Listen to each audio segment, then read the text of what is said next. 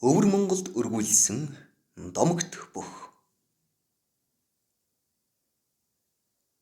Одоогийн Өмнөговь аймгийн Манлайсан буюу тэр үеийн Түшээдхан аймгийн Харчин хошууны ядуу ард дамиран хэл гатлан Өвөр Монголын нутгаар нутгалж байсан юм байх. Тэр үед Өмнөговь аймгийн айл өрхүүд Өвөр Монголын нутагт очиж өвлжиж зунших, өвөрлөгч нар ч Монгол нутгаар зусаж намарчдаг байсан цаг юм билээ. Ард дамиранг өвөрлөгч хошуунд зусаж байхад тэдний гэр бүлд нэгэн хүү төрсөнд аж амьдрал тааруу ядуувтар нэгэн байсан тул Өвөр Монгол нэгэн айлд аргагүй эрхэнд өргүүлж тэр айл нь ч ихэд бэлгшээн өргөж авсан гэдэг. Өргсөн айл нь нутаг хошуундаа нэр хүндтэй, мал хөрөнгө чинээтэй, баяных гих нэршилтэй, бас ч үгүй зан ааш гайгүйтэй тийм айл байсан гэдэг.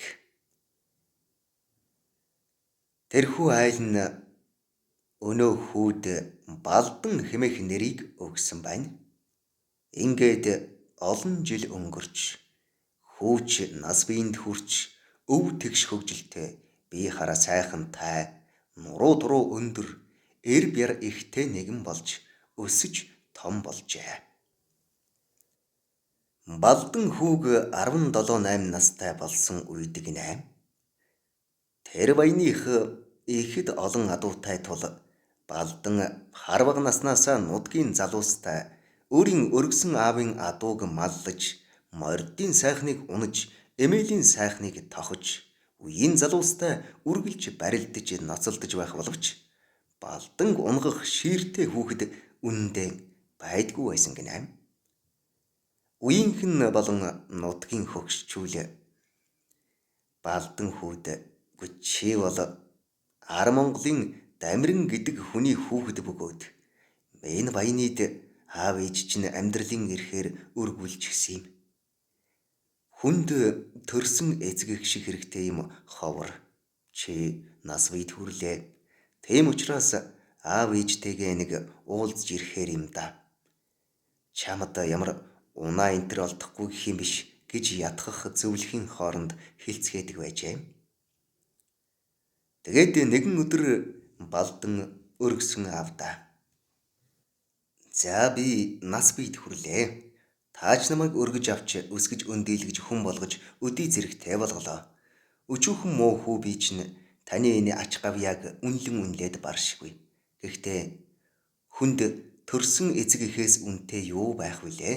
Хүү чинь тэд нартайгаа нэг уулзаад ирээ дээ гэж хэлжээ. Өргсөн аав нь энэ үед нас нэлээд өндөр болсон байсан юм байх. Тэгээд нэлээд бодож байснаа. Хүний үр сэтгэл нь хувирвал эцэг эхтэн очдог.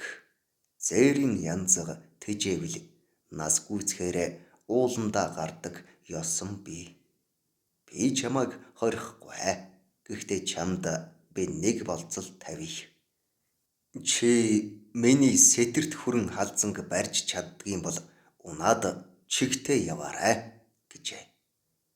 Хүүч үүнийг зөвшөөрчээ.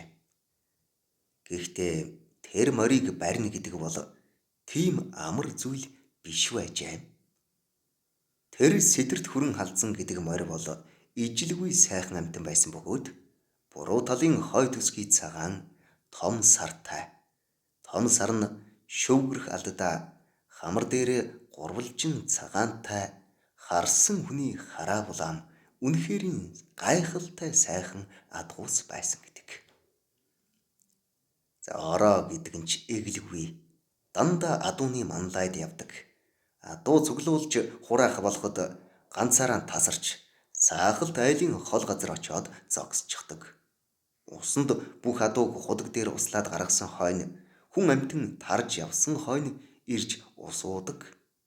Энэ занг нь Балдан хүү мэддэг учраас адуугаан усалж гаргаж хаад сэтэрт хүрэн халзанд зориулж онгоцон усаар дүүргээд орхидог байжээ. Ингээд Балдан хүү олон өдөр шөнө бодсны эцэст сэтэрт хүрэн халзанг барих нэг арга олжээ. Адуугаан усалж гаргаж хаад онгоцонд ус үлдээхэн байсан ба түгээрч барахгүй хүн амьтан малгүйган услаад гаргахаар нь байнга онгоцон эргэж хоосон байгаа эсхийг шалгадаг болжээ. Ингээд 3 хонсны дараа Балдан хүү онгоцон худаг тал руу нь хилтийлгэж бүксэнд нь чулуу ивж хазаалгачхаад бүсэндээ ногтоо хавчуулчхаад адуугаа услаад зогсож байсан. Олон хоног цангасандаа сэтэрт хүрэн халзан сүүлчийн хідэн адуутай онгоцтой ус руу орж ирлээ гин шүү. Тэгэнгүүт нь онгоцондоо ус хийхэн татаад эхэлсэн. Худгийн ам талын онгоцны булангийн жаахан усанд өөрийн ирэхгүй төхөөд худгийн амсарт ойртоод ирэхэд нь ганцхан үсрээд 2 чихийг атгаад авч. Тэгтэл нэг чарлаад хөдөлсөнгүү гин. Ингээд л оосрлоод авсан байна.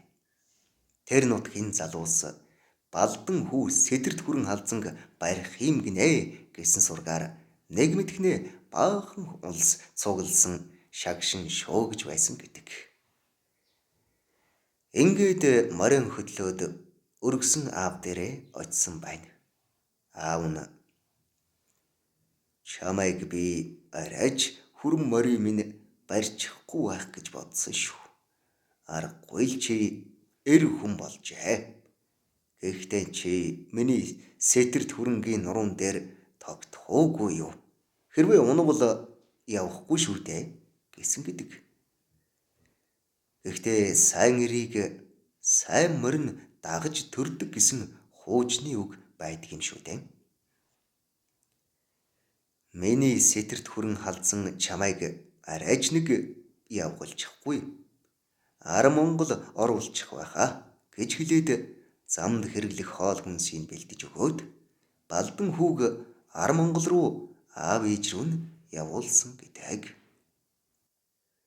Балдан хүү ганц 2 хоног хүрэн морин уйж сойж гойруулан хол явахад бэлдээд явах болсон нутгийн хөгшчүүл танил тал найз нөхд нь үдэж гаргах бас хүрэн морь хэр зэрэг болгох Балдан хүүг хэр зэрэг тогтхвол гэцгээж олон зочид гийчид цугласан байсанд Балдан хүү сэтэрт хүрэн халзан дээрээ аргагүй мордож тэгсэн нөгөө догшин аргамаг хүлэгч нь хөдөлдгүү гинэ. Тэгэхээр нь гайхаад хавцсан хөлөө жаахан сулруулаатгсан нөгөө морьч нь нэг санаа алдаад оргиулж өгсөн. Тэгэл тэр чигтээ нутаг руугаа гарч өгсөн гинэ. Тэгээд ихч бүлгэж ихч хол явж одоо ч моринд овоо таслаа гэд буугаад бие зассан. Морь харсан Балдан хүү цусаар шээж байсан гэдэг. За тэгээд тэр чигээрээ явсаар аав ээжийн сургалсаар одоогийн Манлай сумын нутаг сүм суургын ууланд нотголж байсан Дамиран төрсөн аавындаа ирсэн юм байна.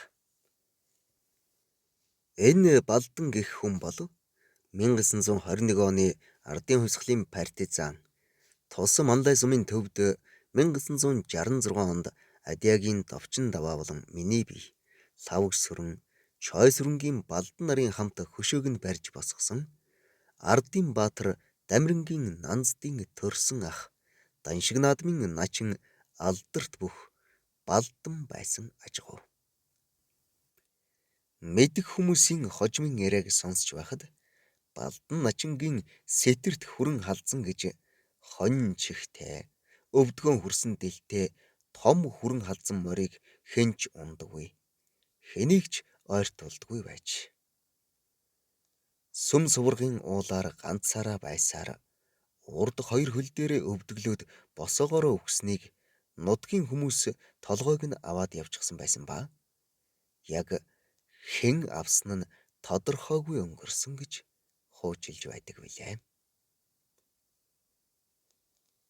Сэтэрт хүрэн хонин чихтэй болсны учир бол анх барьж авахдаа Балдан хүү чихний мөгөөрсийг хугамшгаад хожим чих нь унжиж хонин чихтэй болсон байсан гэдэг. Энэ түүхийг Манлай суманд Дамирангийн Нанздын хөшөөг барьж байхдаа хүнээр яриулж тогтоож авсан бөгөөд Балдан начин Нанзад нарын ойрын хамаатан болох Өмнөговь аймгийн Манлай сумын уугуул Монгол улсын үлэмж дархан мэргэн Шагаан Харваач Амбаг хэмээх Заг зүрэнгийн Амгалан баатрын хүсэлтээр толилолов.